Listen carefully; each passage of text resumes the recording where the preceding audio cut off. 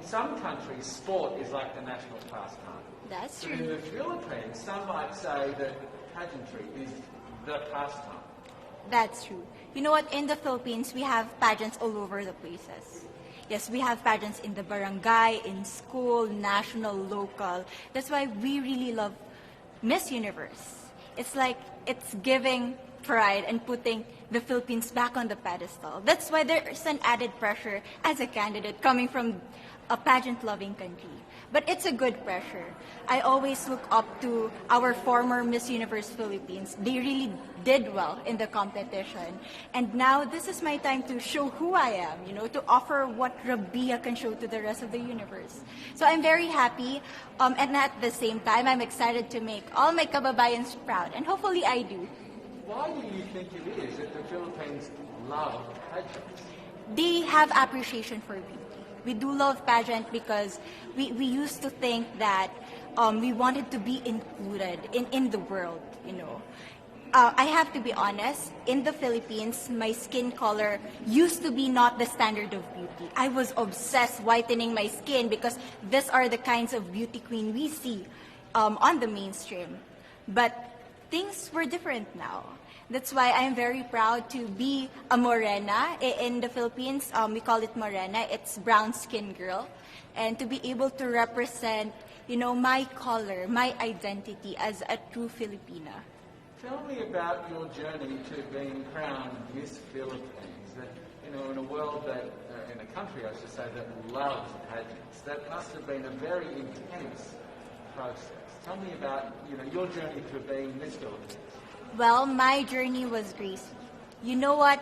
I started to be a dark horse. Nobody noticed me. Nobody knows I was in the competition up until the preliminary and the coronation night. And when I won, I received different comments. Of course, there were people who didn't expect me to do well, who think that I cheated. That's why I need to redeem myself in Miss Universe. I really need to do well in this competition. And the thing is, I love pressure. I love criticism. I get better every day with that. You tell me I cannot do that, I turn to you and I'm going to say that, no, I can do it for myself. Good for you. So how does it feel then to be on the global stage? How do you feel to be here in this moment, right now? It's crazy, but I'm overwhelmed with the support, not just from the Filipino community, but also from Thailand, Latin countries who do appreciate me as a candidate, as a person.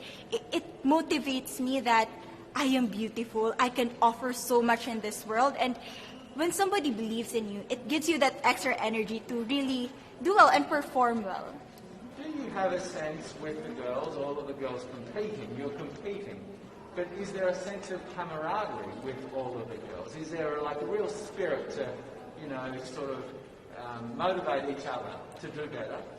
You know what? I have a different idea about Miss Universe. I thought it's going to be very competitive, in a healthy way, well, of course. But now I can see every girl helping each other, from fixing those hairs, from trying to zip up those outfits. It speaks of the closeness and the kind of camaraderie that we want to have. The goal of Miss Universe is not just to crown one girl, but also to build a genuine and long-lasting friendships among us. Would you say within the Miss Universe world, the contestants, is there a sisterhood? Are you sisters? There is sisterhood. I can say I was able to talk to different representatives from different backgrounds, different cultures. And despite our differences, there's so much to be highlighted in what binds us together. And that is because we want to empower women. We want to have our advocacies. We want to speak for the things that we love. And that's a celebration of women and the beauty that we have. So coming out of this week, obviously you would love to be crowned Miss Universe. Of course. And that would be wonderful, of course, for any of you. But what else will you take out of this week? What do you think you will feel at the end of this week, regardless of the result? How will you be a different person? It's the growth and the development that I was able to have during preparing for this dream. I will be honest, there was a moment that I lost my identity. because I was put under pressure. I was in that position in which I feel like I'm not good enough. I'm not a good representative of my country, but I was able to bounce back stronger.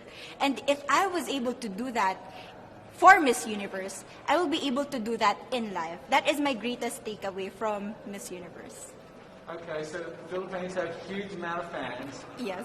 I want you to give us a little bit of a message to the fans here and at home. But send a message. What would you say to all the fans in the Philippines?